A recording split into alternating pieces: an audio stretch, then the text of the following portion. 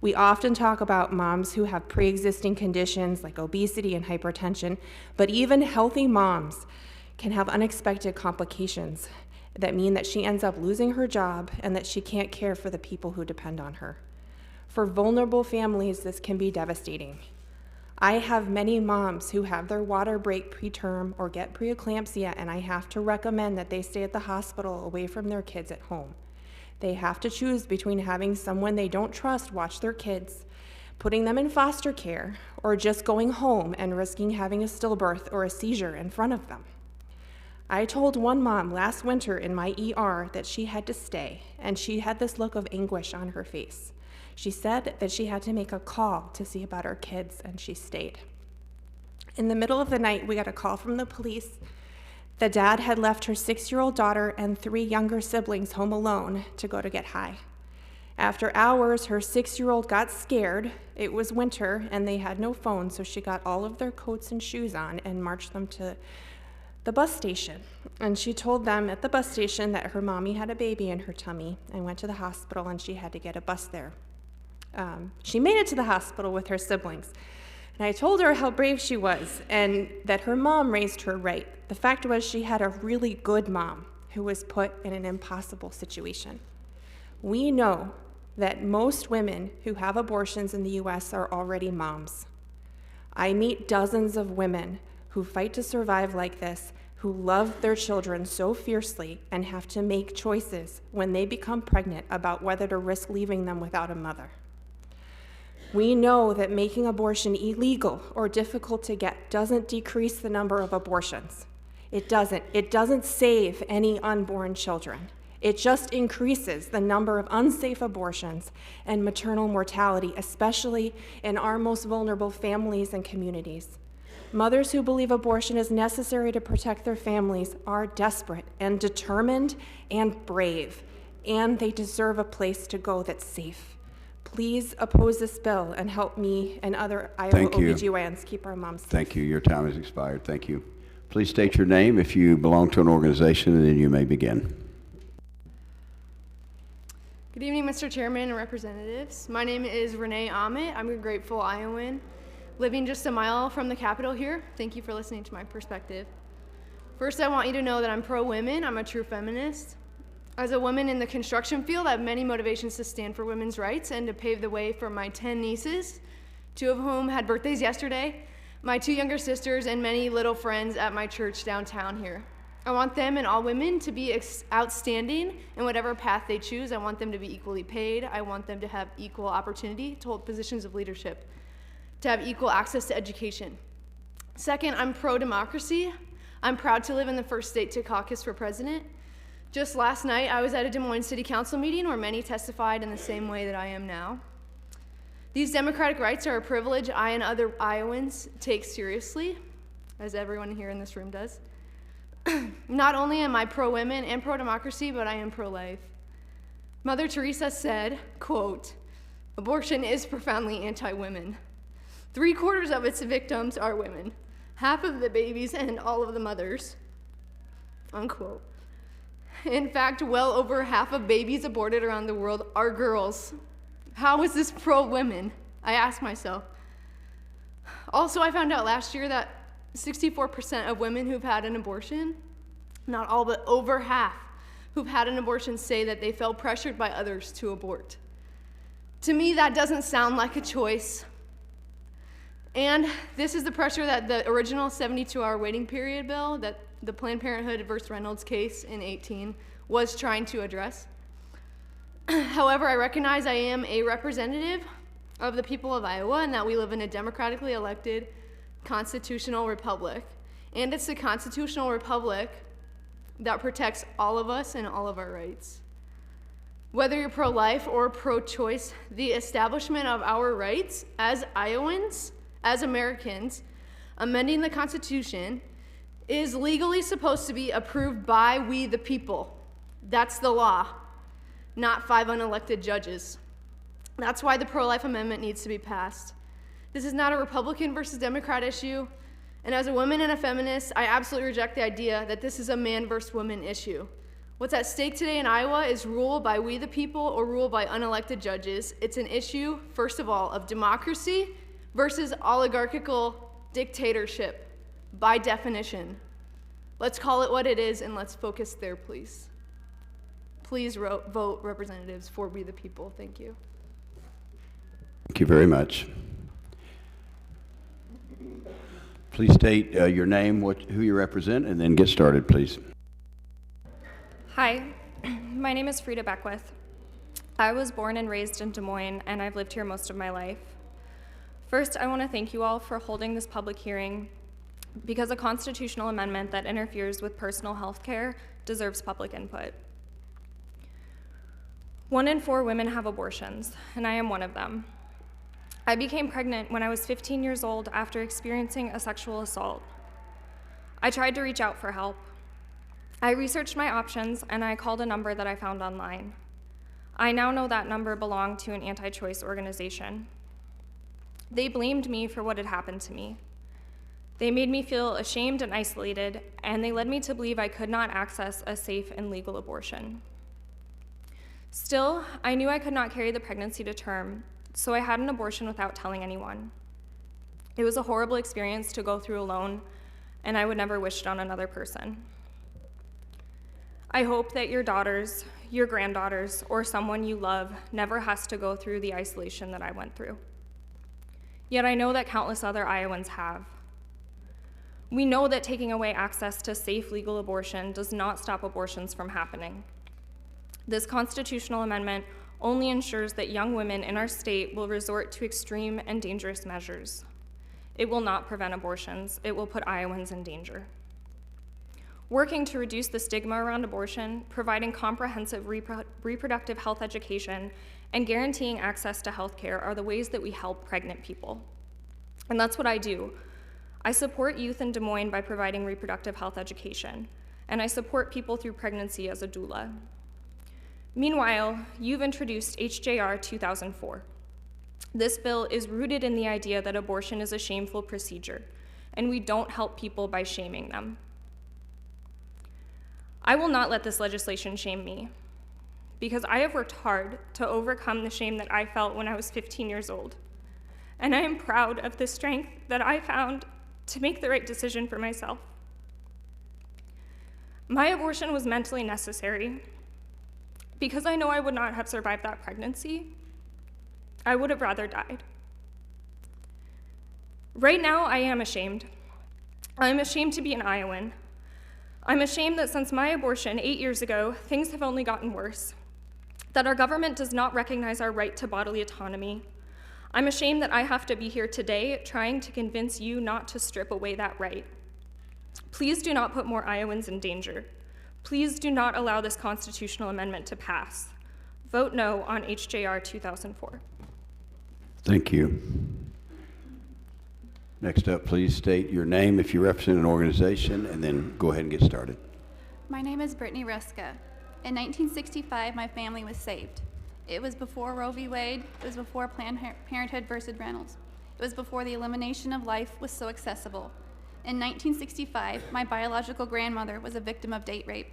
She became pregnant as a young teenager and bravely carried my mother, then selflessly gave her up for adoption. From my mother came 3 children and 4 grandchildren. I think about how different our life might have been had my mother been conceived 8 short years later. And by life, I mean I wouldn't have existed. I wouldn't be sitting here in front of you today. My mother became pregnant with me at 16 years old. Her adoptive mother and stepfather tried to force my mom to abort me. My mother had to run away from her home to the safety of her adoptive father. I think about the pressure my mom felt to get rid of me and how she was told I would ruin her life. I think about what if I was destroyed in her womb.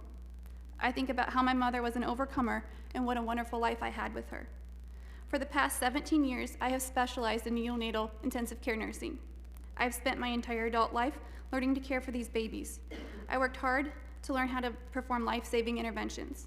I've become skilled at inserting the smallest IVs and breathing tubes. I've learned to restart beating hearts again, and I have helped little lungs to start breathing. My job is full of high expectations and pressure because of how valuable these babies are. A NICU is where life literally fits in your hands.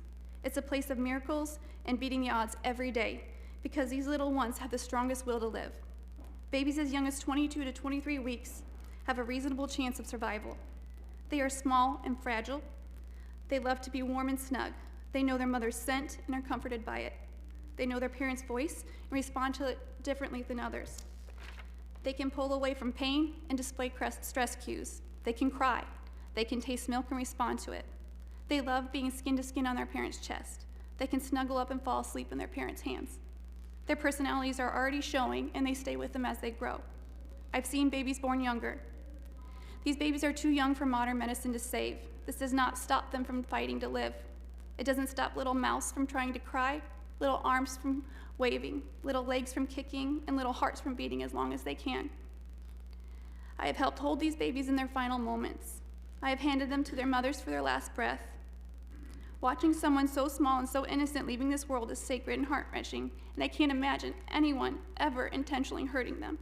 They feel everything more intensely than we do because they are premature. I know these babies well. Every baby deserves not only life, but to be protected against violent and painful acts to end their life. I've never questioned their humanity, but I do question ours. Thank you very much. Next up, please state your name, and if you represent an organization, then go ahead and get started. Hello, my name is Amanda Acton. Thank you for giving me the opportunity to speak once again in opposition to the proposed constitutional amendment HJR 2004, removing the fundamental right to abortion in Iowa. I have spoken to this body before about my experience with abortion. But in case you weren't there or if you've forgotten, I'd like to remind you what I said.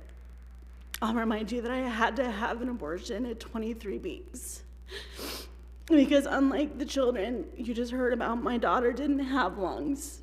And it was the only choice I could make to save her an agonizing, brief death.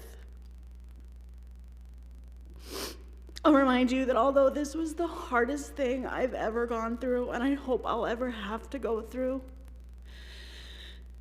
my decision was never hard because I knew that compassion was the only thing I could give her. I'll remind you that in making this decision, I trusted my personal faith and my family and my doctor, but never once did I call up my representative or my neighbors and ask them what they thought I should do. But most importantly, I want to remind you that having my abortion was the compassionate thing to do. It was the right thing to do for me.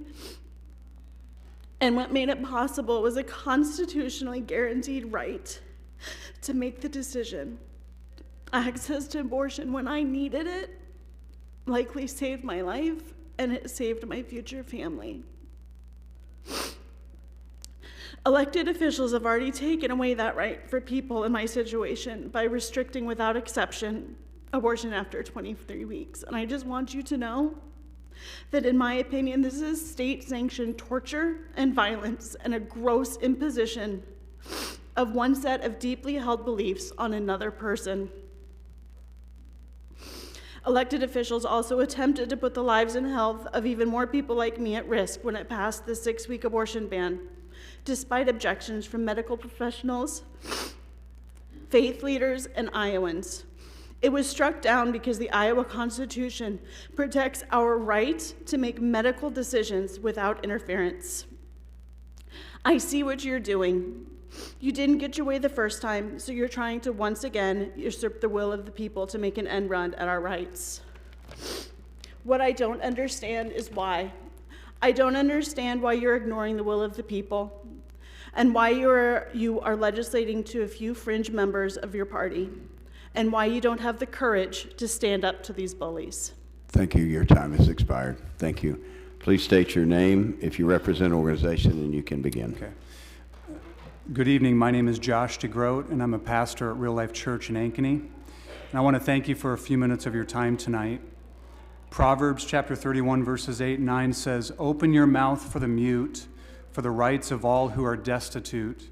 Open your mouth, judge righteously, defend the rights of the poor and the needy." I'm here today to urge you with all seriousness to do the right thing, to judge righteously. And I just want to take a few moments to press you on two things with great urgency. First, abortion is a great and gross injustice.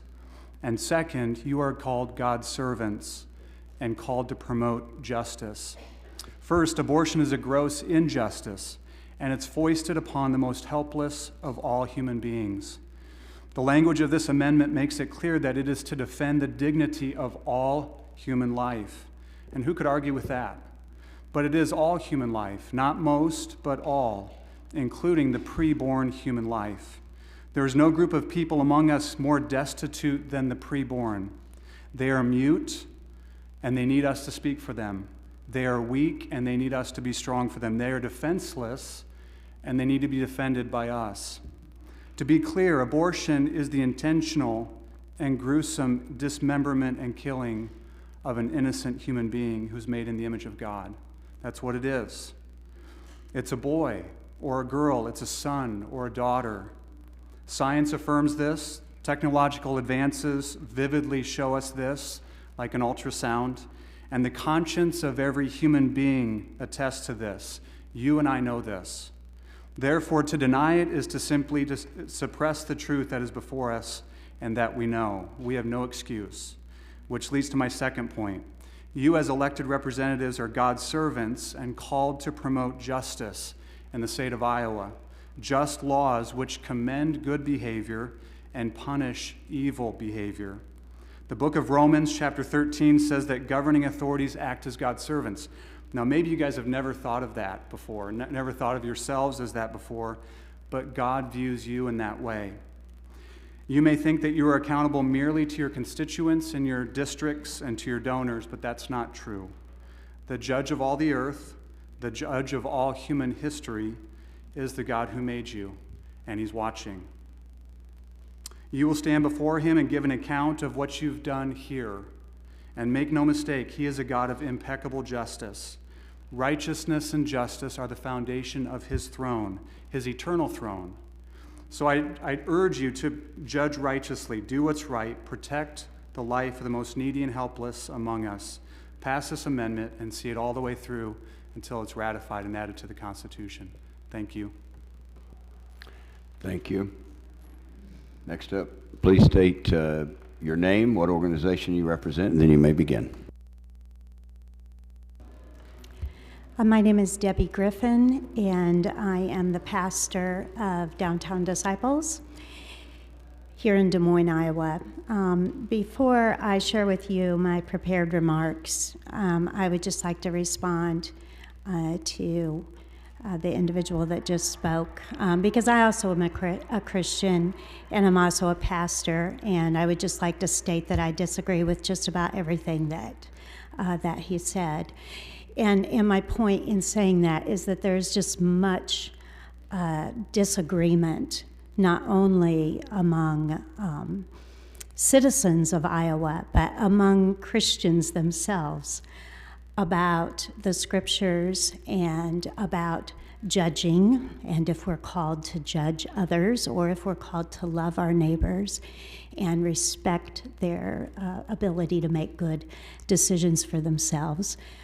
And not only that, but of course, we have freedom of religion in this state and in this nation. So one religious group of people does not get to decide the moral standard for the rest of the state or the rest of the country.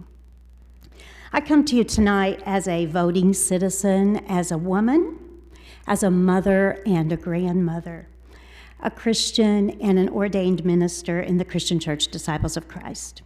As a pastor here in Des Moines, I am invited to walk with people in the most joyful and also in some of the most painful times of their lives. The key word there is that I am invited into their lives because I have a relationship with them, a relationship of trust. Sometimes those invitations come when people are making life-changing decisions concerning their bodies, concerning parenthood and pregnancy. in everyone who's making these life-changing decisions concerning their bodies and their parenthood and their pregnancy. They come into these decisions with great thought, with unique situations. And I think that's the most important thing I'd like to share with you, that my experience has been every person's situation is unique. And for us to decide for others a blanket decision based on what we might feel or how we might think that we would make a decision, we just really don't know unless we've been in that decision. And so what I'd like to say is that the way that I love my neighbor is by respecting their freedom. Your time has expired. Thank you. Next up, please state your name. If you represent an organization, then you may begin. Good evening. My name is Kim Laube. I am the Director of Life Ministries for Lutheran Family Service, and I urge you to support the Protect Life Amendment. The Protect Life Amendment proposes an amendment to Iowa's Constitution clarifying that the document does not secure or protect a right to abortion, nor does it require taxpayer funding for abortion. This amendment became necessary when a handful of unelected members of Iowa's Supreme Court overstepped their constitutionally outlined mandate and chose, in essence, to create law rather than to interpret it. In their 5-2 ruling on Iowa's 72-hour waiting period for abortion, the court found a fundamental right to abortion where one did not exist. This inappropriate ruling by judicial activists intentionally tied legislators' hands, rendering it virtually impossible in the absence of a constitutional amendment to legislatively impose any reasonable restriction on abortion. Creating law, of course, is not a function of the judiciary, and that is by design. This judicial overstep is unacceptable regardless of the content and must not be permitted to stand. I urge you today to reclaim your role as elected lawmakers. Further, I urge you to correct the High Court's disenfranchisement of Iowa's citizens by ensuring they have the opportunity to exercise their right to vote on ratifying any change to the Constitution that governs us. The High Court's ruling stripped citizens of their right to representation via their elected legislators and usurped the process by which Iowa's Constitution may be amended. In doing so, they swung the gates wide open for late-term abortions. Though the bulk of both pro-choice and pro-life advocates oppose it, late-term abortions for any reason, even up to the point where the mother is literally in the midst of delivering her child, could not be outlawed in Iowa at this point without a constitutional amendment. Without the Protect Life Amendment, Iowa's current ban on abortions 20 weeks post-fertilization is at imminent risk of giving way. Atrocities such as denying resuscitation to a newborn infant born alive after a botched abortion could be the future here in Iowa. As we have seen in Virginia, New York, and elsewhere, the collective outcry against late-term abortion and infanticide is growing exponentially as the populace comes to understand how heinous these procedures are. To those here supporting the Protect Life Amendment, I thank you on the behalf of Iowans and especially our exquisitely vulnerable preborn children. Thank you. We hope that you stay the course. Thank you. Next up, please state what organization you represent. Make sure your mic's on, then you may begin. I'm Connie Ryan, Executive Director of Interfaith Alliance of Iowa and Action Fund. We represent people of faith and no faith across Iowa who believe in a woman's right to make her own health care decisions without the interference of the government. I want to speak directly to Republican lawmakers. You are attacking the fundamental right of Iowa women to make our own health care decisions. You are ignoring history, and you are placing women in danger. Safe and legal abortion has been available nationwide for 50 years. I came into this world when safe and legal was not the norm for women seeking an abortion. It was a dangerous time for women. Many women died or were harmed because abortion was not legal or safe in most states. Women who were poor suffered the most. I came of age after safe and legal became the law of the land and was available should I have needed to consider that healthcare decision. My daughter's generation has only ever known the battle to control their own bodies and to fight for their fundamental right to make their own healthcare decision regarding abortion. They have only ever been part of a world when conservative lawmakers and religious extremists have pushed a political agenda to insert themselves into a woman's private healthcare decision and to have access to a safe, legal abortion. If this amendment becomes part of our state's constitution, you will return us to the day where it will be commonplace for women to die or for their bodies to be harmed.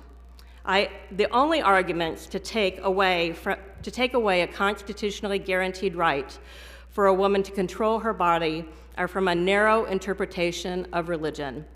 You have every right to hold your religious belief. You just cannot use your religious belief to infringe on the fundamental freedoms and rights of other people. We have agreed as a nation from the very beginnings of this country and of this. We have all three branches of government, and the legislature has a duty to protect human rights when the judiciary fails to do so. I believe the Iowa Supreme Court has denied to the humblest individual the most basic right to life. And it is therefore the duty of this legislature to provide her the protection which the judiciary has failed to throw around her as a shield. I agree with Justice Manfield's dissenting opinion that the framers of the Iowa Constitution never intended it to guarantee a right to abortion. That would fly in the face of the direction of medical progress and legal thought in the mid-1800s. Medical science in the 1800s came increasingly to the conclusion that human life begins at conception. In 1859, the American Medical Association concluded that the human being in utero is a person and called for her protection, condemned the unnecessary and unjustifiable destruction of human life both before and after quickening, and called upon state legislatures to reform their abortion statutes. Medical discoveries since that time have confirmed and intensified the conclusion that the unborn child is a living person. Legal reform developed in tandem with this. By 1868, nearly every state had adopted laws prohibiting abortion. Iowa's abortion statute of 1858 provided for punishment of feticide. The 1858 legislature would not likely have passed this act if they thought it violated the Constitution they had adopted only 6 months earlier. By adopting this amendment, the Iowa legislature can recover for itself and for the people of Iowa the power which the Iowa Supreme Court wrongly took away from them, the power of the people to establish abortion laws for their state. I urge your yes vote. Thank you for your time. Thank you, sir. Please go ahead and turn on your mic, state your name and who you represent, and you may begin. Okay, my name is Polly Dennison, and I'm here for Catholics for Choice. I'm from Van Horn, Iowa, and I am here to say that Catholics can, in good conscience, support access to abortion and affirm that abortion can be a moral choice. Indeed, many of us do. I'm here today as one of the majority of Catholics in Iowa and across the country who stand with Catholics for Choice. I'm here to represent those voices and to speak in deep opposition to HJR 2004. The measures proposed in this bill are a violation of many of the core principles that my Catholic faith teaches. Iowa is home to more than 480,000 Catholics, making up 15% of the state's population. It's home to a whopping 15 Catholic healthcare facilities and nearly 400 parishes. Decades of polling tells us that a solid majority of Catholics believe that abortion should be legal in the United States, and 6 in 10 Catholics believe that abortion can be a moral choice. And Catholics in Iowa agree. Last winter, I started to reclaim my faith.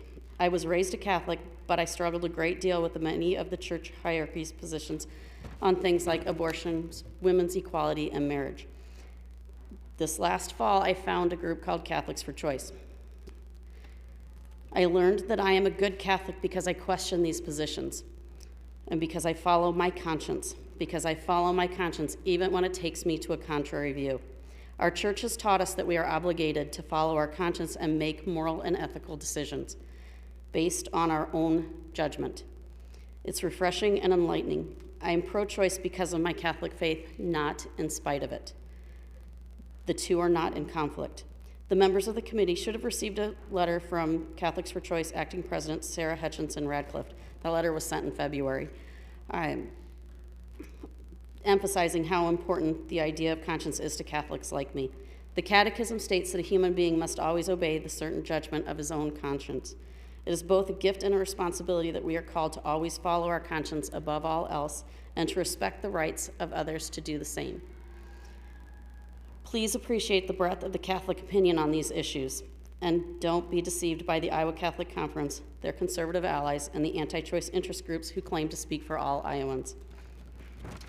Be assured, Catholics like me support the full range of reproductive health services. I urge you to reject HJR 2004 as a sign of your commitment to the moral autonomy of Iowans like me. It's the right thing to do. Thank you. Thank you. Go ahead and turn on your mic, state your name, who you represent, and you may begin. My name is Caitlin Dixon. I'm a Pella native and the Executive Director of Iowa Right to Life. I am proud to be with many in the pro-life movement to voice our support of the Protect Life Amendment. I proudly join the call that we need an amendment to the Iowa Constitution that simply says Iowa does not recognize nor does it secure the right to an abortion or require the public funding of it. Let's be clear, this is not an abortion ban.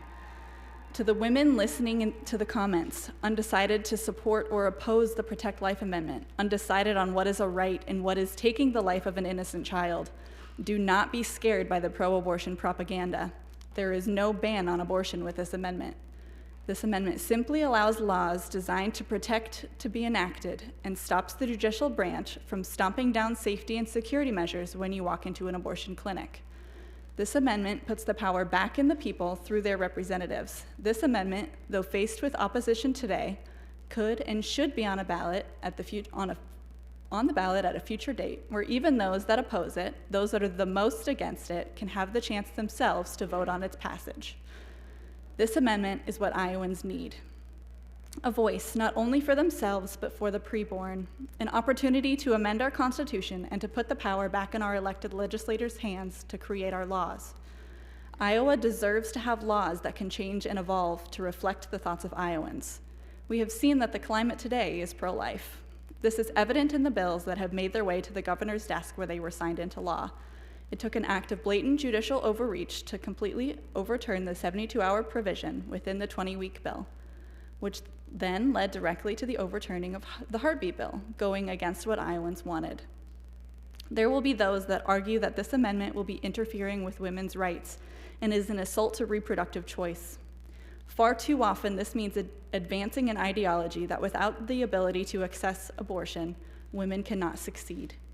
However, as a 22-year-old mom, after immense pressure, found herself on the table at Planned Parenthood and later walked out with her baby, I say proudly and I say boldly that abortion is not health care, that women's rights begin in the womb, and that being pro-life is also being pro-science, pro-woman, and pro-baby. I urge you to pass this amendment so that Iowans can have a choice. Again, so that Iowans can have a choice. They can go to their polling booth and declare that the state constitution is not subject to unelected judges deciding the law, and so that Iowans can serve as the most vital check in our system of checks and balances. Thank you. Thank you. Go ahead and state your name and what organization you represent. You may begin. Yes, my name is Laura Lemix, and I'm the Executive Director and founder of Restored by Grace, an organization formed to offer hope and healing to women, men, and families struggling to navigate the murky waters of life following an abortion. When I was 16, I found myself pregnant, and I made the hasty decision to have an abortion out of fear of anyone knowing. Upon arriving at the clinic, I was given no information about the surgical abortion procedure. In a follow-up appointment for the abortion, they informed me they had not completely removed the baby and told me I would need to return for another procedure. Before the second procedure occurred, I passed the remains of my baby in a toilet. We know within these clinics they have a place where they sort through the remains of a child to make sure all the pieces are there. On this day, they sent away a 16-year-old girl with an incomplete abortion, and they knew her parents had no knowledge of the abortion appointment. I was traumatized not only by the procedure, but by the sight of what was left of my child. My story is one of many. It's heartbreaking to sit with a woman who is carrying the pain of aborting the only child or children she will ever conceive as a result of the poor quality of care she received during and after her abortion. It's awful to hear the young woman share the horrors of RU-486, also referred to as webcam abortions. Men and women have spent years trying their hardest to forget their abortions ever happened. It is said that guilt is to the conscience what pain is to the body. And I can tell you that keeping the feelings of guilt along with the memories at bay is similar to trying to hold a beach ball underwater. It's emotionally exhausting. Today, I deeply regret my abortion, and I'm not afraid to share the truth that abortion ends a life and leaves another wounded. Not only did I lose my first child to abortion, but grandchildren. As this child will be 35 years old today, my family tree is forever changed. Women, and especially their unborn children, deserve better. All children deserve a right to life, and women deserve to know the facts about abortion rather than the deceptive pro-abortion rhetoric that treats killing an innocent human life as normal. My story is the reason Iowa needs reasonable abortion restrictions to protect women like me and the women I work with every day. We can't allow 5 men in black robes to silence women like me and turn Iowa into the Wild West of unrestricted abortion. We need the Protect Life Amendment to give us our voice back. We ask you to take the appropriate action to ensure the women and children of this great state of Iowa are protected from this judicial overreach and lousy medical health care provided by abortion clinics. Thank you. Thank you. Go ahead and turn on your mic, state your name, who you represent. You may begin. Daniel Zeno, Policy and Advocacy Director at the ACLU of Iowa. We oppose HJR 2004. The decision about whether to become a parent is one of the most important decisions we will ever make. Living a safe and healthy life is a basic right, as is the freedom to define our own path. We aren't truly free if we can't make our own decisions about our own lives and our future, whether that's saying no to an unwanted sexual advance, no to an unintended pregnancy, or yes to becoming a parent. We all have strong, sometimes complex feelings about pregnancy, and we've seen that tonight here in this public hearing. We can't know the reason, all of the reasons someone chooses to end a pregnancy. We aren't in their shoes. And yet, even as we hold and sometimes grapple with our feelings and beliefs, we can agree that the decision must always remain with the person, in consultation with the people they trust, and not with politicians. The right to abortion is a constitutional right. It's protected under the state constitution and under the federal constitution. And what this bill does is intends to take away a fundamental right under the Iowa Constitution. Of course, it wouldn't do that right away, since that right is protected under the federal constitution.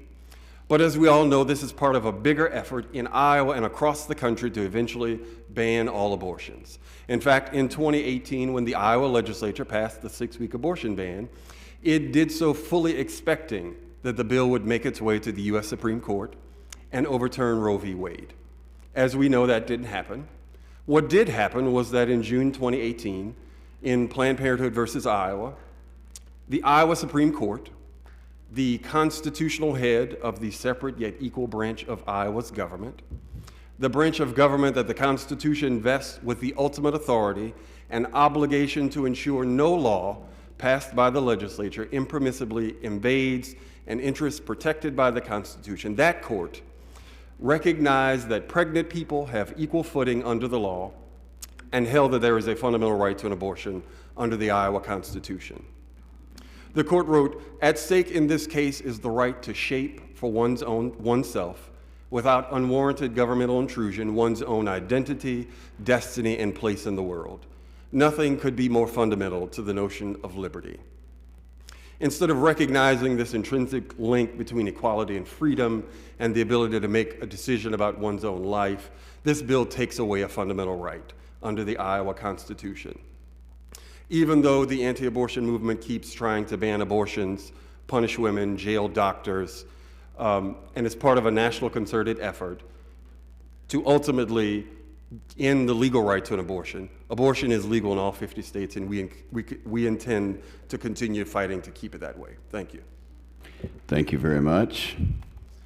Please state your name, what organization you represent. You may begin. Yes. I'm Luana Stoltenberg, and I'm with Operation Outcry. Beside me are thousands of declarations. Each page represents one woman's story of how she's been hurt by abortion. Some were raped by their perpetrator, and they were forced to abort to cover up that crime. Some were forced to abort by a parent, a boyfriend, a trafficker when they really wanted their child.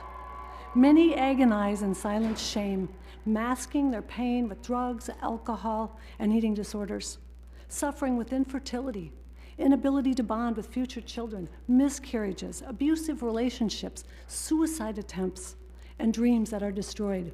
I know because I am one of these women.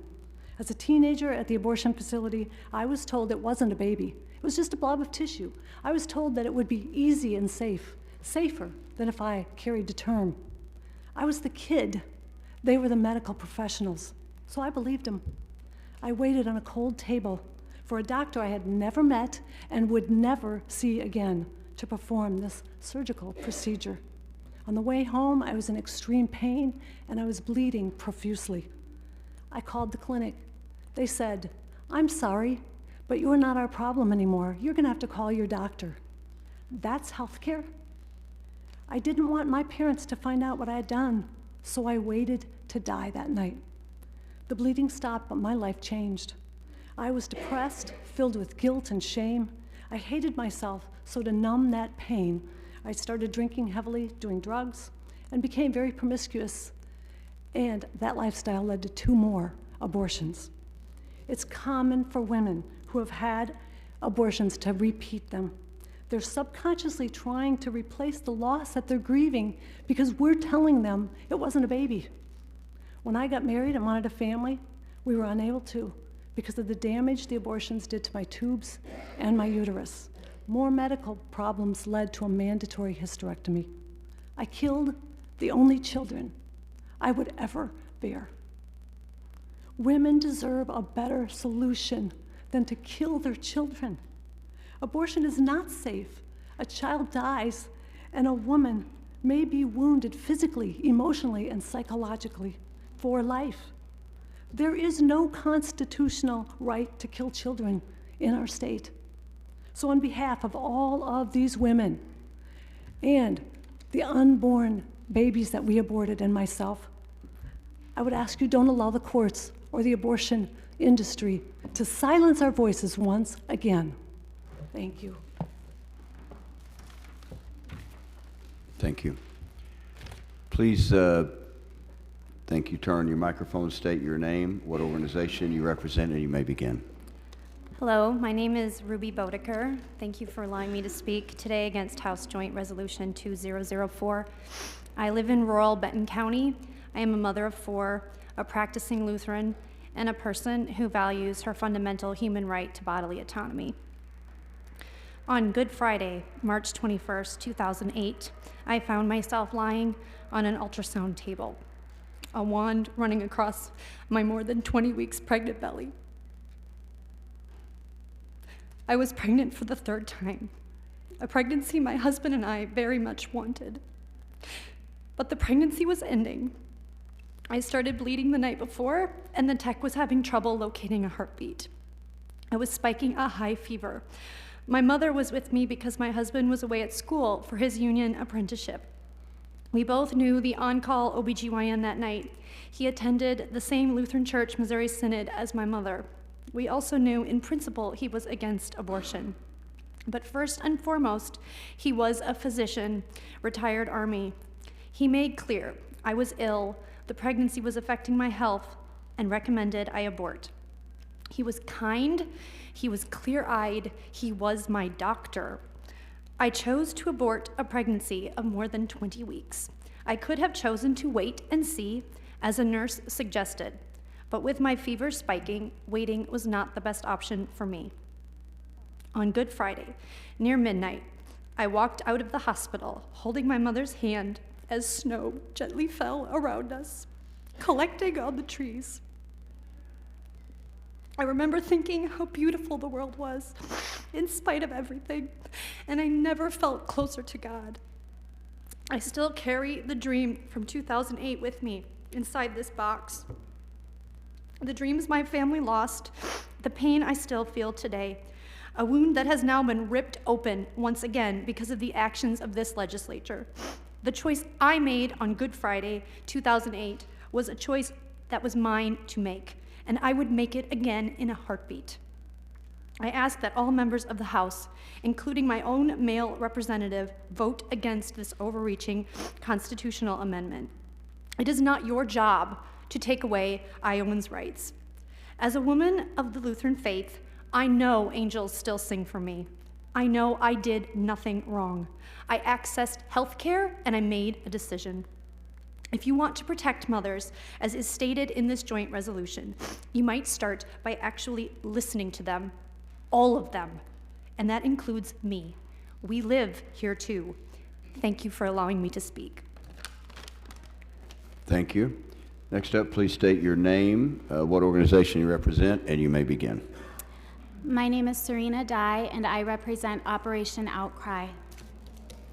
I was the tender age of 15 when I became pregnant and was extremely scared to tell my parents. Unfortunately, I experienced a side of them I had never seen before. After a week of immense abuse, threats, and pressure, I gave in and agreed to go have an abortion. At an Iowa abortion facility, I was taken to a room and given an ultrasound where I saw my baby on the monitor. I looked at the nurse and told her that I couldn't do it. I just couldn't have an abortion.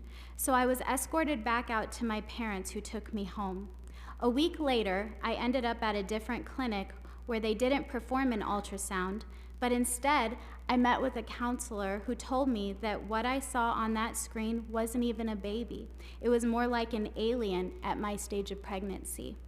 She made sure that I wasn't being forced into the abortion, and I said no, even though I was.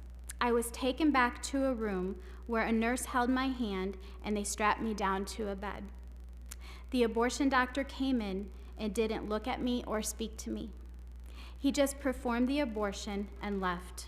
I heard when my baby was sucked into that vacuum-like machine. I went home where I bled heavily, huge clots that scared me, and I just felt so numb and extremely guilty. From that point on, I became different. I lost a ton of weight and became very emotionally unstable. My parents couldn't help me to recover from the loss I experienced because they didn't know how to. I carried the weight of my abortion into my next pregnancy as a young adult, which was high risk. I had an incompetent cervix due to the abortion, so I spent most of my pregnancy in and out of the hospital with threatened miscarriage, preterm labor, and finally on bed rest. I had my baby at the end of my 8th month gestation. After my daughter was born, I began to get some healing simply by being a mother. But the pain, shame, and guilt never left, along with other feelings of depression, inadequacy, and insecurity. You see, not only had abortion ended a pregnancy, but I lost a child. It hurt me, my body, and my future pregnancies. No one at either clinic informed me or my parents that having an abortion could complicate my future pregnancies, but it most certainly did. There were no other options offered to me and no resources given to process through the hurt and pain. I can honestly say that I regret having an abortion and know that it is extremely unsafe for a woman in more ways than one. A woman's health should be treated as a whole. Thank you very much. Your time is up. Thank you. Thank you. Please state your name, what organization you represent. Make sure your microphone's on. You may begin. Good evening. My name is the Reverend Catherine West, and I'm here this evening to speak against HJR 2004. I live and pastor a congregation in Belle Plaine and was previously a hospital chaplain for several years prior to that. In both of these ministry settings, I have walked with many individuals and their families as they made the difficult decision about abortion. In my professional ministerial experience, let me assure this body that none of these decisions were ever made without much thought, prayer, and soul searching. These decisions are made in consultation with medical professionals, each person's personal life circumstances, and their own higher power. As the God representative in these most vulnerable times and places in an individual's life, I have yet to hear God speak and say that this was morally wrong or a sin. Instead, I have heard God call me to share love, compassion, and support, what I find written in all major sacred texts. HJR 2004 is an assault on women, their freedom, and their God-given rights. In my educational process to ordination, I was taught to always consider the historical context. It has been historically proven that making abortion illegal does not prevent or end abortion. It just moves it to the shadows and leads to dangerous and deadly outcomes for women. From a historical faith perspective, Christianity believes that scripture, tradition, experience, and reason should all be used when making decisions. So I look back to the Jewish tradition that believes that life begins when breath enters one's lungs. This belief has been held for centuries and carries over into the Christian tradition today. Christian scripture upholds this belief as well through the telling of several stories of creation. It is unreasonable to amend the state's constitution to bend the law that benefits or considers only a few, when the reasonable thing to do would be to say that if you don't believe in abortion, then simply do not have one. Experience teaches us that the few forcing beliefs and practices on the many does not make them any more just or right, as we have seen with the oppression of so many groups in this country's history. I urge you and beg of you to reject this amendment that treats women as less than others, as individuals who are unable to make decisions for their own bodies and lives. And I urge you to show compassion and love, topics that are spoken about far more in all sacred texts. Thank you. Your time has expired. Thank you. Please state your name, what organization you represent, and you may begin. My name is Nancy Lincoln. I'm with Operation Outcry. I am from DeWitt, Iowa, and I'm here to support the pro-life amendment to protect women from the deceitful abortion industry, which is literally destroying the lives and children in Iowa. When I was only 19, I got pregnant. I was single, alone, and scared. I went to Planned Parenthood for help. The nurse said I was 9 weeks pregnant. She told me that this was nothing more than a blob of tissue, and that an abortion would be a quick and easy solution to this burden and problem. She didn't tell me any other options but abortion. I never received medical information about this blind medical procedure that would be performed on me. I was never warned of any risks of physical, emotional, mental, or spiritual consequences that could follow. I never met the abortion doctor until he walked into the room. I was never shown fetal development information about a 9-week-old baby. Regrettably, I believed her lies and I had an abortion. And my life has never been the same. Afterwards, I felt deep regret, guilt, and shame because I knew deep down I had done something evil. A part of my soul had literally been ripped out of my body. For the next 16 years, I was haunted by my abortion secret and used drugs to cope with the unseen burden that I carried. It felt like heavy chains wrapped around my soul as I suffered in silence.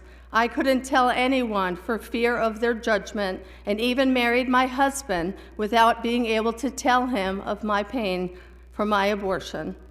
But then God did a miracle, and I met Jesus Christ, who forgave me of all of my sins and brought me peace for the first time in my life. Years later, I started working at a pregnancy care center and started a grief recovery program for women suffering from past abortion pain.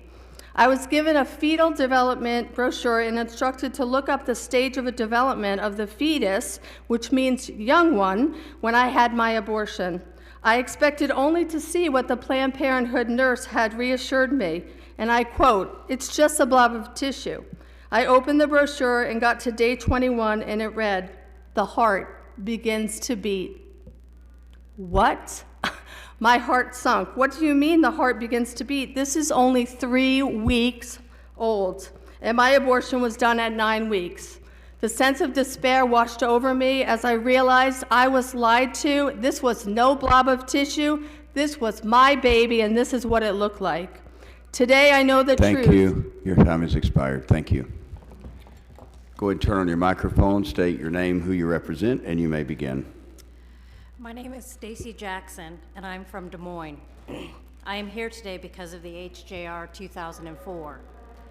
I am frustrated that constitutional amendment is even being considered. I'm not some activist. I'm not someone you'll see marching or protesting.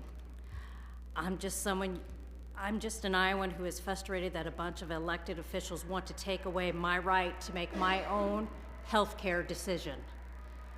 Each individual should be making their own health care choices. These are personal decisions that should be made by each individual. Until you have walked in that person's shoes, you have no idea what they're going through. In fact, it's each person's right to make their own decision regarding their health. You wouldn't like it if I started making decisions regarding yours, not with your wife's, or if I make your child's decision for you. Not even doctors have those rights. It's still led up to the actual individual person to make that choice. Actually, HJR 2004 is just another tactic to ban abortion. And abortion is nothing to do with political parties, religion, race, or gender. Abortion is not an easy decision to make. You've probably heard that a lot today. There is no black or white, wrong or right to it. The HJR 2004 is just another discrimination against certain people. You know, if you're rich, you can afford it. Unfortunately, if you're poor, middle class, the decision will be made for you. I've heard comments that this amendment is about having the Iowa voters decide. These types of comments make me angry. What other healthcare decisions are up to the Iowa voters? It's my body, my choice, my rights are not up to the voters of Iowa. These are my decisions to make. It's everybody's own personal decision. Thank you for your time. I appreciate your chance to speak on this important issue, and I would encourage all of you to vote no on HJR 2004. Thank you. Thank you. Please state your name, what organization you represent, and you may begin. Hello, my name is Eric Borseth. I'm an attorney licensed to practice law in the state of Iowa. On June 29, 2018, in the case of Planned Parenthood versus Reynolds, the Iowa Supreme Court struck down a law requiring a 72-hour waiting period before terminating a human life. The Supreme Court seized the opportunity presented in that case to rule the right to kill an unborn child is a fundamental constitutional right under the Iowa Constitution, and any laws regulating that right will be strictly scrutinized. Any regulation must now be narrowly tailored to serve a compelling state interest. With this ruling, the Supreme Court effectively put this legislative body on notice that any law you pass regulating this newly discovered right will be hard-pressed to pass judicial review. So how can the Constitution overturn the laws created by duly elected representatives of the people of Iowa? The Supreme Court said, "It is the supreme law of the land. This document, created in 1857, protects our Republican form of government. It is designed to protect the lives and properties of every person in the state of Iowa, unless, of course, you happen to be a person still in the womb." The framers of the Constitution did not put the right to end the life of an unborn child in the Constitution. As a matter of fact, 6 months after ratification of the Iowa Constitution, the legislature passed a law criminalizing abortion under any circumstances except to preserve the life of the mother. And that law stood for over 100 years and was never changed by we the people. The framers did not intend nor imply that the Constitution recognized the right to end the life of an unborn child as a fundamental constitutional right. In 2018, however, the Supreme Court argued the Constitution is a living instrument that sets broad, general principles to meet conditions neither contemplated nor foreseeable at the time of the adoption. The court insisted that the Constitution must be flexible enough to apply to new and changing conditions. Abortion, however, is not new. It is not a changing condition, and it was definitely not unforeseen. It was outlawed 6 months after the Constitution was ratified, and it has been and always will be the taking of a life of the most innocent and vulnerable among us, the unborn. The Supreme Court, nonetheless, was able to manufacture a constitutional right to abortion because the Constitution did not explicitly say abortion is not a fundamental right. The court wanted the right, so they invented it.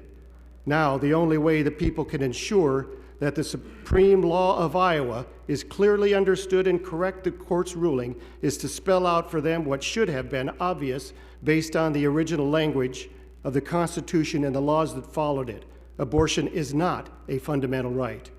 We, the people of the state of Iowa, must amend the Constitution. Thank you. Your time has expired. Thank you. Please state your name, what organization you represent. Make sure you turn your microphone on and you may begin. My name is Leah Vandenbosch, and I'm here with Planned Parenthood. I was born and raised in Iowa, and I currently live in Norwalk. I grew up in a conservative, Christian Reformed home in Orange City, Iowa, and I'm a person of faith. I needed to have an abortion a few years ago here in Des Moines, and because of my decision, I've been forced to retell my traumatic history of healthcare over and over again in front of various people in this room.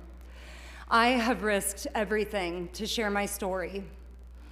Our Republican legislators who have proven themselves to be anti-sexual and reproductive health care have inflicted more pain into my life than I will give them the pleasure of describing, and I still show up to defend my truth. I would not be here without my abortion. Complete strangers now know my most private, humiliating struggles. I'm not referencing my abortion. I'm talking about my suicide attempt, my eating disorder, my debilitating anxiety and depression, and the decade-long recovery that no one in this room knows anything about. It is dehumanizing for me to continue doing this, but I must, as some legislators clearly don't understand how abortion is a medically necessary procedure, as it was for me. I know your intent is to ban abortion, and I will continue fighting this every step of the way. I'm horrified a politician would try to control a pregnant stranger's healthcare decisions. HJR 2004 does not protect Iowans. I am an Iowan. You would have killed me. You do not know the strength of my suicide ideation, and you do not understand my eating disorder. I feared for my life while pregnant, and I would have taken it if you forced that pregnancy on me. What qualifications can you show me that would give you any authority in a decision that affected all of my healthcare struggles? This legislation is dangerous, it's offensive, and it's a total invasion of privacy. Your abortion restrictions have been proven to be unconstitutional, so now your new plan is to change the Constitution. Let it be known that abortion would be the only medical procedure mentioned in our state's Constitution if this amendment is adopted. As a resident of Iowa who required an abortion as part of my healthcare plan, I am deeply opposed to HJR 2004. Please understand there is no law that would have stopped me from terminating my pregnancy, and stop pushing this dangerous, terrifying piece of legislation forward. Please oppose HJR 2004. Thank you. Please state your name, what organization you represent, and you may begin. Thank you. My name is Joan Thompson, and I am speaking this evening on behalf of the Iowa Catholic Conference.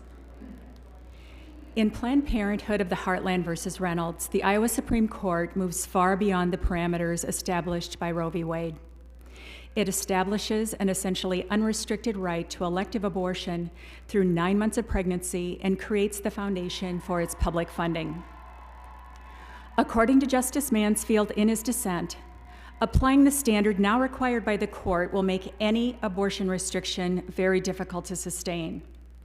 The proposed amendment does not remove rights, but restores the Iowa Constitution to neutral on the question of abortion, neither for nor against. It places with the people of the state of Iowa the authority to create the laws that so profoundly affect their future, and ultimately, if they choose, to amend the Constitution to protect abortion or ultimately reject it. The Iowa Catholic bishops have issued a statement. We support an Iowa constitutional amendment to clarify that a right to abortion is not guaranteed by the state of Iowa Constitution. The Iowa Supreme Court, in a June 2018 decision, struck down the law requiring a waiting period before an abortion is performed. In pursuit of that decision, the court claimed the Iowa Constitution provided for a fundamental right to abortion. Such a claim is groundless. For 115 years, the same state of Iowa Constitution served as the basis for a legislative ban on abortion, except to save the life of a mother. The dignity of the human person is the foundation for our moral vision for society. We recognize that each person is created in the image and likeness of God.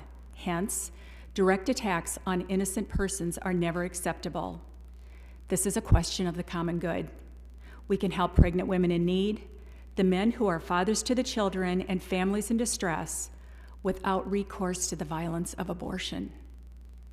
In closing, the Iowa court decision places state authority into the personal lives and most private decisions of Iowans. Although it is our faith teaching that informs the moral injustice the Iowa court's decision represents, it is science and biology that inform our judgment of prenatal life and the reality of abortion. That presents a powerful combination and the obligation to continue our advocacy for the lives and dignity of all. Thank you. Thank you very much. Please turn on your mic, say your name, who you represent, and you may begin. My name is Rebecca Olson, and I am with the Family Leader. I am here today in support of HJR 2004. Today, we will hear many arguments for and against abortion, but there is one truth that I cannot argue away, and that is, she's a baby.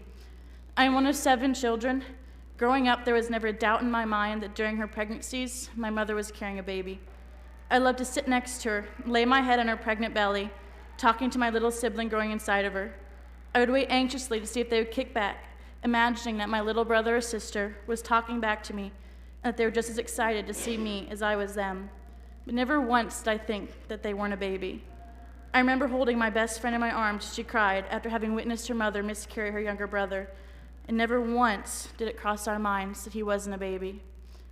Growing up, I've attended the Iowa caucuses my entire life. When I was finally old enough, I signed up to be a junior delegate at my county convention. That day, my fellow junior delegates and I were told by a member of the community that we did not belong there, that children didn't belong in politics, that we were merely playing where we weren't welcome, wasting our Saturday afternoon. I have spent my life and effort since then working in politics. My friends have called me crazy, laughed at me, disagree with me on many an occasion, but my reason for fighting is still the same. She is a baby, and she deserves a voice. In 2018, our Supreme Court ruled that our Constitution grants the right to an abortion, a right that in the 167 years our Constitution has existed had never been found before. When our judges found the right to an abortion, they effectively paved the way to turn Iowa into New York, opening the door for third trimester abortions up to the day of the baby's birth. And not only that, it paves the way for Iowa taxpayers to foot the bill of these heinous acts. These extremist judges have stripped away the very basic protection that every mother and child deserve. Iowans don't want to see this happen, and the writers of our Constitution never did either.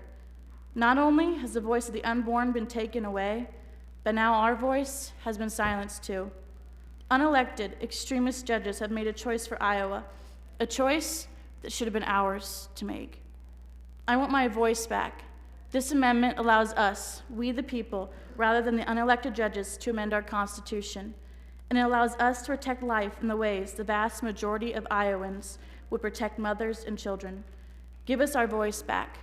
Help us return our constitutional power from the hands of unelected extremist judges back to us, the people of Iowa, where it rightfully belongs. Thank you. Thank you. Please state your name if you represent an organization, and you may begin. All right. Hello, I'm Olivia Samples. I live here in Des Moines. Thank you for giving me time to speak today. I will say I do not find joy in spending my Tuesday night with y'all, but I feel that I must in defense of my human rights. I was raped in college. I had an abortion. It's obviously much more complicated and nuanced than that, but I'm given 3 minutes to speak to this room of strangers about the worst moments of my life, and you do not deserve to hear my story tonight. I'm more than the things that have happened to me. I own my own business as a doula, supporting families through the journey of pregnancy, labor, birth, and postpartum. I believe that pregnant people and the people who support them deserve, the people who care for them should be supported as they bring new life into this world. It's a sacred journey, and I'm grateful for the opportunity to witness it. No one should be forced to carry a pregnancy, have labor, or become a parent before they choose. This bill forces people to carry unwanted pregnancies rather than respecting their human right to enthusiastically choose the glorious experience that pregnancy can and should be. I also work for a statewide anti-violence coalition advocating for the needs of survivors of violent crime. For my professional and personal lens, I can see that this bill would result in survivors carrying lifelong traumas that are inflicted on them by their elected officials. 6 years ago, someone made a choice to deny me my agency and enact violence upon my body. Tonight, you face the same choice. This bill is harmful to survivors of violence and creates barriers to their mental, physical, and overall well-being as they heal from the violence that they've experienced. This bill states that there will be no public funding of abortions. However, in Iowa and across the United States, the Hyde Amendment of 1976 already prevents public funding for abortions. Your inclusion of this statement exposes your fundamental misunderstanding of this legislation and its impact on the people of Iowa. Part of my story includes being denied the use of the Hyde Amendment, although I qualified. Abortion is among one of the most regulated medical procedures, and these regulations already prohibit people from escaping generational poverty, earning degrees, and obtaining wealth. Black women in this country have always endured the burden of reproductive exploitation. Lucy, Anakra, and Betsy were enslaved women who died for our foundation of modern gynecology. This legislation exploits Iowans and forces pregnant folks to succumb to your extremist ideology. The most vulnerable people in our community will once again feel this burden the most. I am not ashamed, but the people elected to uphold our rights to liberty, property, safety, and happiness ought to be. Circumventing our Supreme Court to enact your will is shameful. Wasting state resources and time while Iowans are in desperate need of resources for things like education, mental health care, and clean water is shameful. Demanding constituents do the emotional labor of defending their human rights is shameful. We deserve better. We deserve protected access to safe legal abortions. Please vote no on HJR 2004. Thank you. Please state your name, who you represent. Make sure you turn your microphone on and you may begin. My name is Jennifer Leatherby, and I live in Des Moines. I'm here today because an abortion saved my life. I don't say that lightly because I know that I could be dead today without access to safe legal abortion. The fact that extremist legislators would propose and let alone vote yes for an amendment that would put my life at risk is truly dehumanizing. My case is not special. I am 1 in 4. I am 1 in 4 people who will choose an abortion in their lifetime. Many people, like myself, who have had abortions, also feel that their lives were saved in some way by having access to this medical procedure. It's a disgrace to the state of Iowa that myself and others like me should have to come here to defend our lives over and over again. HJR 2004 risks the life, liberty, safety, and happiness of Iowans. The text of this amendment states that Iowans shall have, quote, no right to abortion or required public funding of abortion, to defend the dignity of all human life, and to protect mothers and unborn children from efforts to expand abortion even to the day of birth. As a person who would be considered mother if this amendment were to pass, I can promise you that losing access to abortion would, without a doubt, put the safety and dignity of my human life at risk. It is no secret that abortion is always safer than childbirth when considering the life of the pregnant person. This amendment would force Iowans to remain pregnant regardless of any dangerous complications that could risk their life, or in the case of rape or incest. HJR 2004 legalizes forced birth, which is listed as a human rights violation by the United Nations. This amendment, if passed, could cause horrifying bloodshed among Iowans. This would harm Iowa's families, and undoubtedly, children would lose their mothers. Iowans' lives will literally be at risk. My liberty to decide if and when to have a child would be stripped away. My safety would be at risk, and my happiness would be diminished. HJR 2004 was written by a group of religious extremists and has no place in Iowa's Constitution. Please vote no. Thank you. Please state your name, who you represent, and you may begin. My name is Drew Zahn, Director of Communication for the Family Leader, and I thank you for the opportunity to speak in favor of the Protect Life Amendment.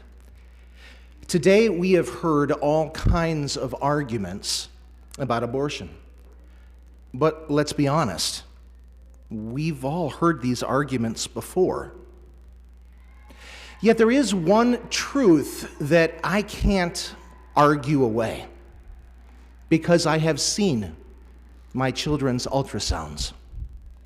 I have seen my twin boys in the ultrasound tussle with one another and climb all over one another, and I could see their individual personalities in the womb, personalities they still have today, 16 years later. There's one truth I can't argue away, because the science is overwhelmingly clear. There is one truth I can't argue away, and our polling at the Family Leader shows that nearly 2/3 of Iowans agree. That infant life in her mother's womb, she's a baby, and she deserves at least some protection. Yet in 2018, unelected judges on Iowa's Supreme Court pushed on Iowa a precedent for eliminating any protections for children or their mothers. We need to talk about how radical this precedent is. This radical ruling lays the foundation for legalizing late-term abortions in Iowa, even in the third trimester, even up to the day of a baby's birth. A similar ruling to what we had here in Iowa was used in Texas and Louisiana to strike down medical safeguards for women that protect vulnerable women considering an abortion, which is one of the reasons a Louisiana Democrat is advancing Louisiana's version of the Protect Life Amendment. And Iowa Supreme Court Justices Mansfield and Waterman warned that our state's radical ruling could even be used to make Iowans pay for abortions. And the Hyde Amendment at the federal level would do nothing to protect Iowa taxpayers from Iowa medical issues. Iowans don't want that. Less than 20% of Americans agree with this extremist abortion agenda being pushed by these judges. And no one, Republican or Democrat, can reasonably argue that the writers of our state constitution intended that. Iowans, if given the chance, would protect women and children from third trimester abortions, and we can't imagine being forced to pay for abortions. So we, the people of Iowa... Your time is up. Thank you. Okay, thank you.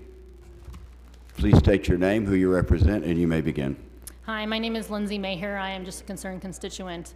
Good evening, representatives. In my opinion, this is an information and a control issue. The now infamous heartbeat bill was passed in 2018 and overturned the following year due to one judge's opinion of it being unconstitutional. In 2018, voters could have voted out the elected officials who enacted that legislation, and in some cases, some seats did change. However, the majorities in both houses and the governor's house did not go changed. So one would think through voting, the people have spoken. But since the judge knew better than the people, we now need to clarify the Constitution, since the definition of who has a right to life, liberty, and due process was somehow not clear. My question now is, why do some legislators not trust the people of Iowa enough to vote for themselves? At what point do citizen legislators and judges know more than the rest of the general public and should make all of the decisions? Some legislators distrust the public with information because they don't believe they will make the decision they want. Unfortunately, a lot of legislation this session has prevented the public from having more information or true informed consent, with the argument it could be dangerous to others. It is unfavorable to the unelected boards and departments, or it will erect barriers between providers and patients. Iowans, on average, are highly educated. We have the highest high school graduation rate in the nation. And so far, we are still the first in the nation caucus due to our ability to have open conversations and not be completely bought off by special interests and mass media. We see how you vote on bills and committees, and we know when you are not listening to your constituents on matters that affect our daily lives. We know when you are placating us by just running bills that you put no effort into. If you, our legislators, would inform the people with all of the pertinent information on this issue and allow both sides to present them that information, perhaps even taking time at your legislative forum or in your newsletter to discuss both sides, this would yield a public that is ready to make a truly informed decision on what is best for our state constitution. We would have a society of educated and informed citizens engaged in legislature, which to those in Washington, D.C. may seem extremely dangerous. But thankfully, this is Iowa, where we hopefully welcome engagement and well-informed citizens.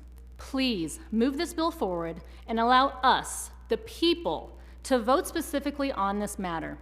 After all, both the Iowa Constitution and the U.S. Constitution begin with we, the people. Thank you. Thank you. Please state your name, who you represent, and you may begin. Good evening. My name is Eric Schultz, and I reject this piece of legislation. I'm sitting here today as a miracle baby who probably should not have been born in the first place. I think we can all agree that what mothers go through in the 9 months that is a tremendous strain on the human body. Morning sickness, childbirth, etc. Thank God I'm a man and I don't have to suffer those consequences, right? However, if my life once again depended on all of that, I do not think that it is completely unreasonable for her to refuse service. What is extremely barbaric in society is having a government force a woman to go through that like a slave master does forcing work. It is indentured servitude that the 14th Amendment should have cleared up. Some people think that abortion is immoral. That is perfectly fine. I'm friends with those people.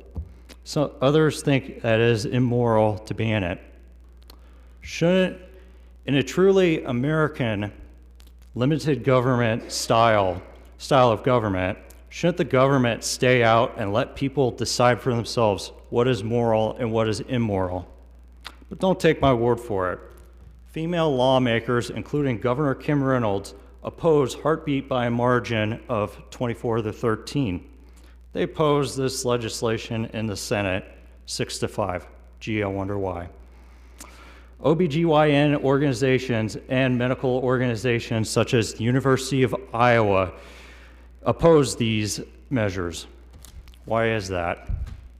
The fact that you can't even muster up a majority of women in the state house and you want the male population of the state of Iowa to have a say in a woman's health care choice is pathetic and the complete opposite of what it means to be pro-woman. Side note, whoever invented the phrase pro-life is pro-woman is extremely disillusional. Let me explain why. Only the women bear the brunt of pregnancy for the natural human emotion of love. And when males think they could consent to 50 no's and 1 yes, abortion evens the playing field for what goes on in the human body. Before I conclude, I just want to say that you can argue back and forth what science does and what science doesn't prove. My stance is that ultimately it is the woman's body that is up for rent, and she should have the final say. Thank you. Thank you. Please state your name, what organization you represent. You may begin. Chuck Hurley, the family leader. Mr. Chairman, fellow Iowans, I would like to try to clear up what I think is a misunderstanding that came up in your committee 2 weeks ago when this bill was brought out. At that time, you, Mr. Chairman, and other supporters were accused of, quote, fear-mongering in stating that Iowa taxpayers could now be forced to pay for late-term abortions.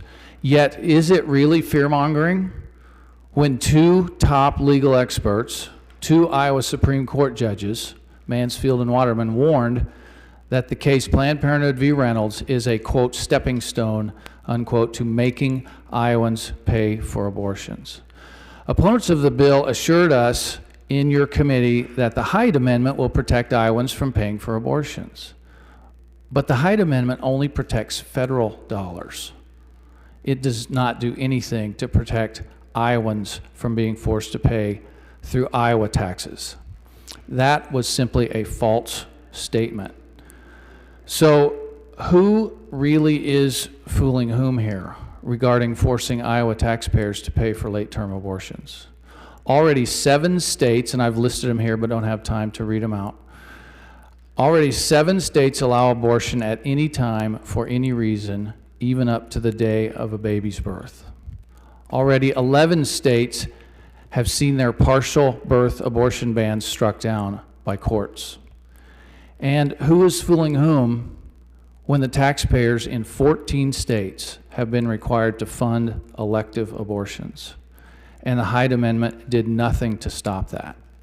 Who's fooling whom when all of the Democrat Party's leading presidential candidates today not only openly support abortion up to the day of a baby's birth, but are publicly announcing their plans to make American taxpayers pay for them?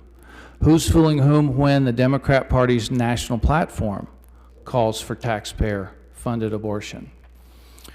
Look, the Democratic Party knows these are unpopular positions. Even most Democrats don't support abortion up to the day of a baby's birth and don't want to force taxpayers to pay for them. Iowans certainly don't either. So we've been offered some false reassurances by certain Iowa legislators, even while this radical abortion agenda marches on across the U.S. and has now come to Iowa. So come on, who's fooling whom?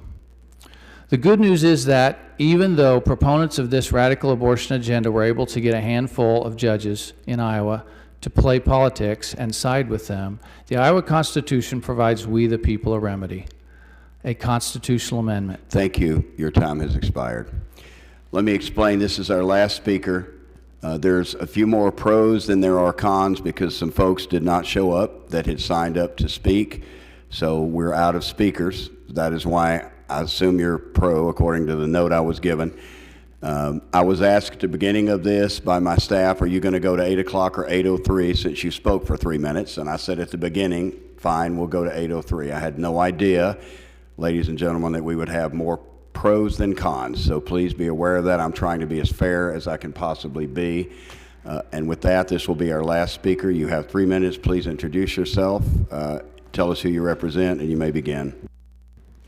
Thank you, Mr. Speaker. I'm Nathan Ottman with the Family Leader, and I want to close with a discussion about the 2 major questions before us today, because there really are 2 questions.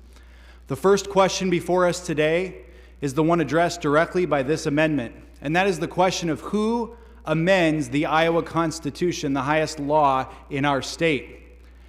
And according to the Supreme Court, if you have a majority of judges on our court, you can amend the Iowa Constitution according to the prevailing standards that those judges hold. That is what was stated explicitly in the 2018 ruling. I don't want a constitution that can be amended by 4 people. I don't want a constitution in which I and my elected representatives have no say. So to answer the question of who should amend our Constitution, I say we the people, not an elected judges, should amend our Constitution, and this amendment will allow us to do that. And then there's a second question before us today, and that is the question of life. The amendment merely provides a playing field where our elected representatives can discuss the very important question of when life begins and when it should be protected. It's an important question that shouldn't be left to the whims of judges. But make no mistake, there is a right answer to this question. And that's because the little one, the little boy, the little girl in the womb is a baby. We can debate everything else here today, but if we put one question on the table and we ask ourselves, is that little boy or that little girl in her mother's womb a baby? And we answer with an affirmative, then how can we do anything but protect that little one? This amendment merely allows our elected representatives to protect that little one. And as you've seen today, there are many Iowans on both sides of this issue. Right now, we're simply asking that there be an open playing field. I, on that open playing field, will advocate for the unborn because I believe every child deserves a birthday. I believe every little girl in her mother's womb is a baby and deserves to be protected. And I would leave you with a thought today. I want you to think about those two questions. Who should amend our Constitution? And is that little girl in her mother's womb a baby? Thank you, Mr. Speaker. Thank you. I appreciate you all coming. I appreciate all the passion on both sides of this issue. I appreciate the respectful discourse this evening. I hope you all have a safe trip home. God bless you and have a good evening.